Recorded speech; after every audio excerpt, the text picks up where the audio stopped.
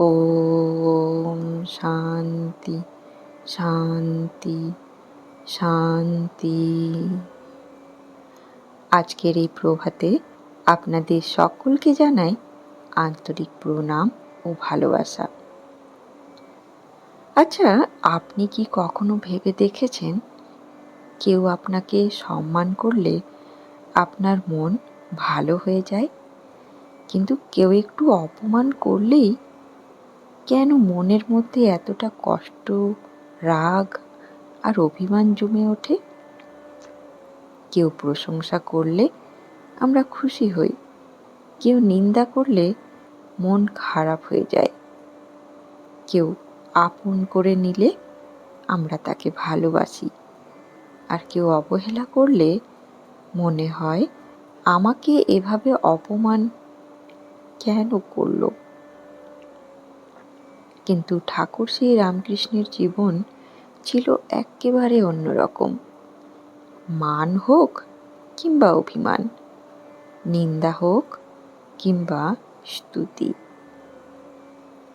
কেউ কাছে আসুক কিংবা দূরে সরে যাক, তার অন্তর যেন একই রকম শান্ত, একই রকম নির্মল। কারণ তিনি মানুষকে শুধু মানুষ হিসেবে দেখতেন না, তিনি প্রত্যেকের মধ্যেই দেখতেন সেই এক পরম সত্যের প্রকাশ। আর যেখানে সকলের মধ্যে সেই এককেই দেখা যায়, সেখানে অহংকারের জায়গা কোথায়, অভিমানেরই বা জায়গা কোথায়?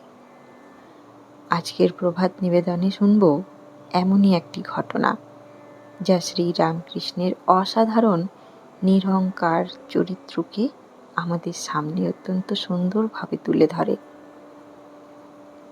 একদিন দক্ষিণেশ্বরের ফুলের বাগানে শ্রী রামকৃষ্ণদেব আপন মনে ঘুরে বেড়াচ্ছিলেন।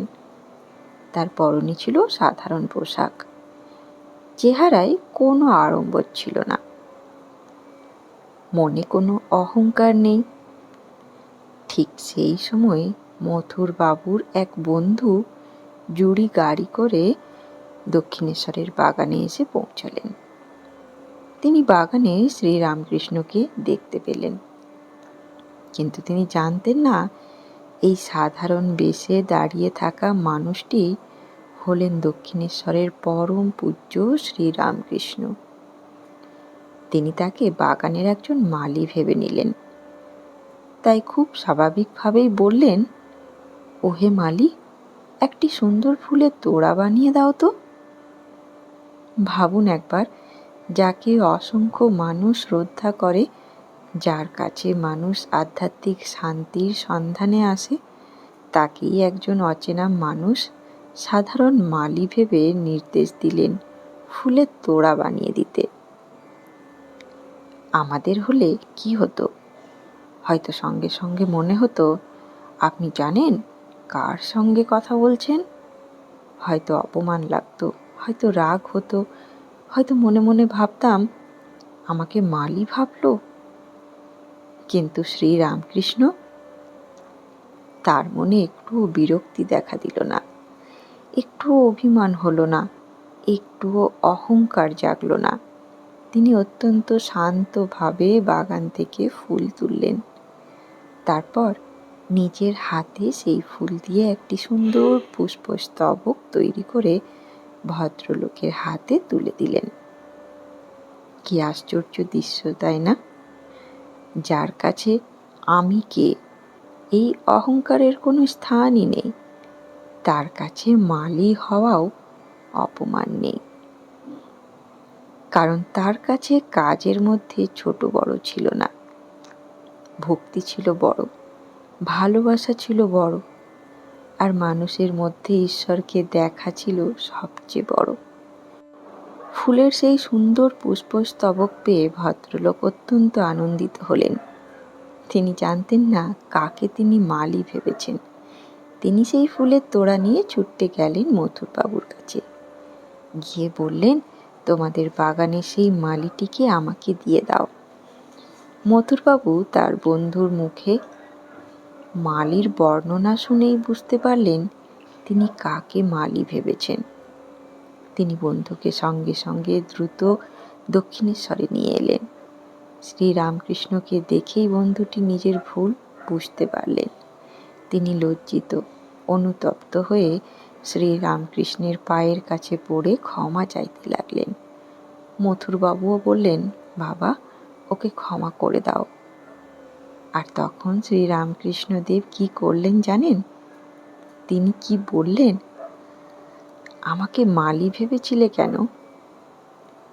তিনি কি নিজের সম্মানের কথা মনে করিয়ে দিলেন? তিনি কি সেই অপমানের কথা ধরে রাখলেন? না, এক্কেবারেই না। তিনি হাসলেন, শান্তভাবে বললেন, তাতে কি হয়েছে?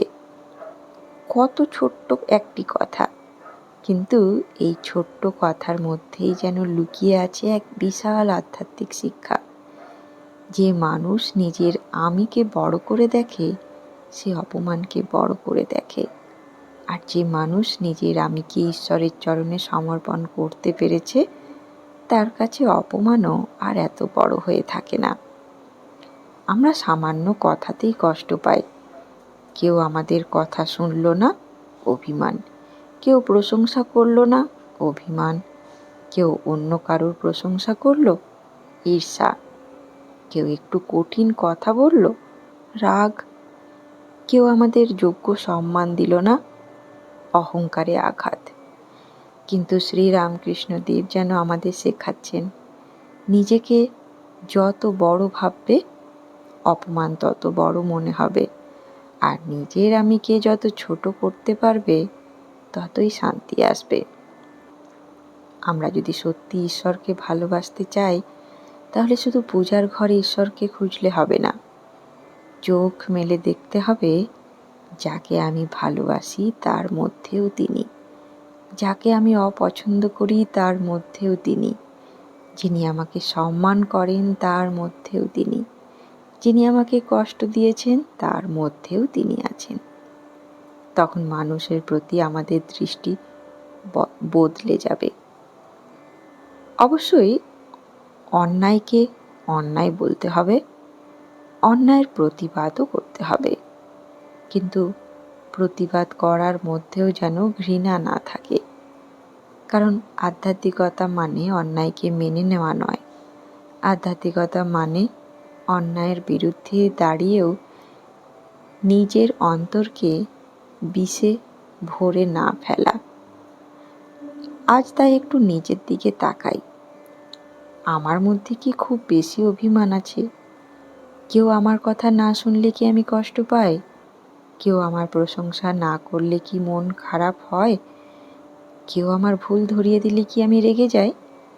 কেউ আমাকে সম্মান না করলে কি মনে হয় আমাকে অপমান করা হয়েছে?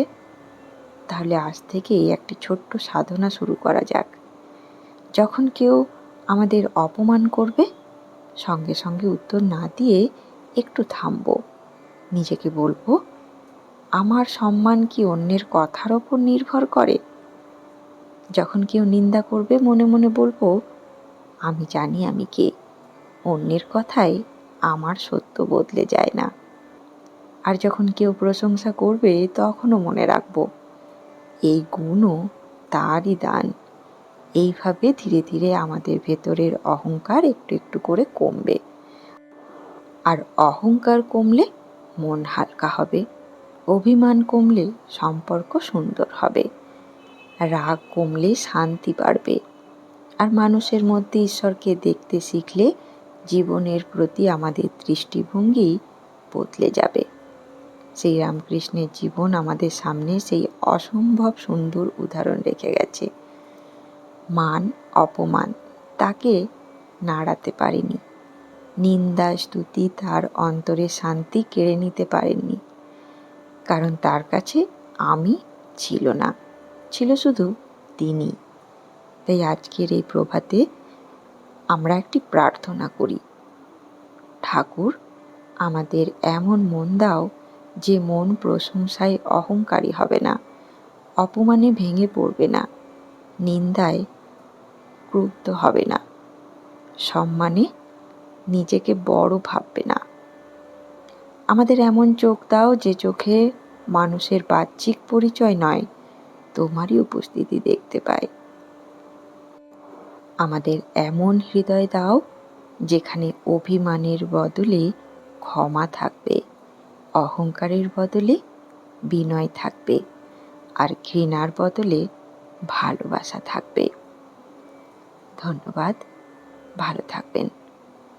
জয় ঠাকুর, জয় মা, জয় স্বামীজি।